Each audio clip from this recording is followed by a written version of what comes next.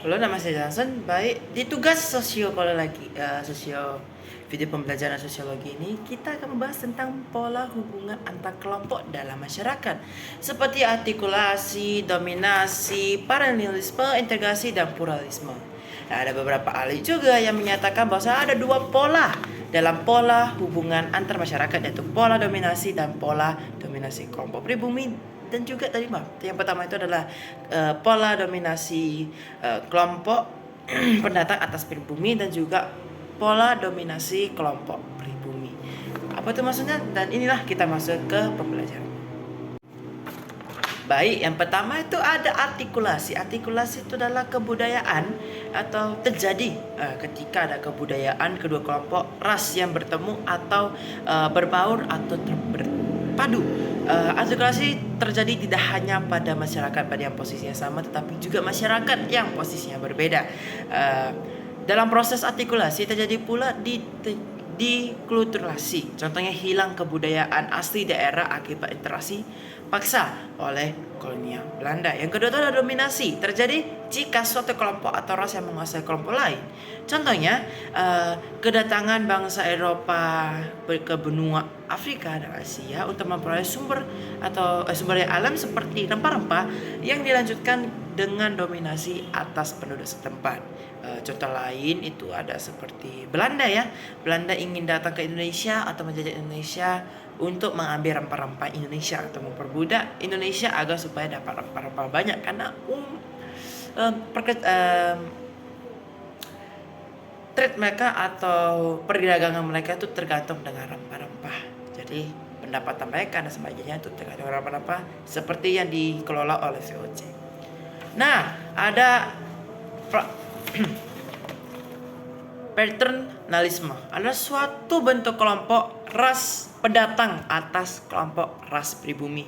Ya, seperti Indonesia ini, kita dijajah oleh kolonialisme yang dimana ada para pendatang yang ingin kerja paksa Indonesia. Dan juga ada integrasi ya, yaitu suatu pola hubungan yang mengatur adanya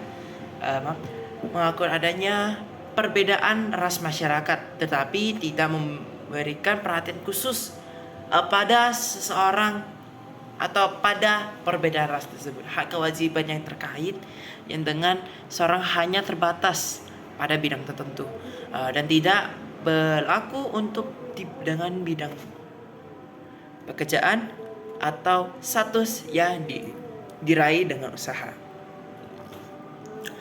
Seperti contoh itu kita Indonesia ini ya, belakangan ini lagi ada masalah agama yang dimana kita ini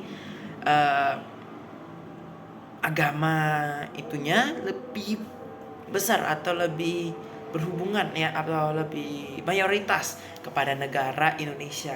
Nah, tapi sebenarnya dia juga membandingkan antara ras dalam masyarakat juga individu.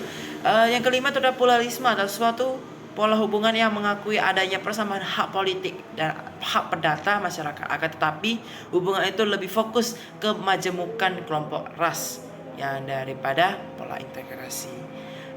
Kita ambil contohnya masyarakat Indonesia pada masa penjajahan Belanda yang terdiri dari 3 kelompok ras yang hidup berdampingan tetapi terpisah. Ketiga kelompok ras itu adalah kelompok Eropa, Timur Asing, dan Afrika. Nah, itu tadi kelima dari pola hubungan antar kelompok. Dan juga berikutnya ada juga beberapa pendapat ahli, yaitu Stanley Leberson mengklasifikasi pola hubungan antar kelompok menjadi 2 pola, yaitu pola dominasi kelompok pendatang atas pribumi, yaitu seperti kolonialisme ya, Belanda itu pendatang atas pribumi, dan juga pola dominasi kelompok ras pribumi, yaitu yang kita sendiri, yang kita ini adalah orang. Dan itu saja penjelasan dari pola hubungan antar kelompok. Terima kasih.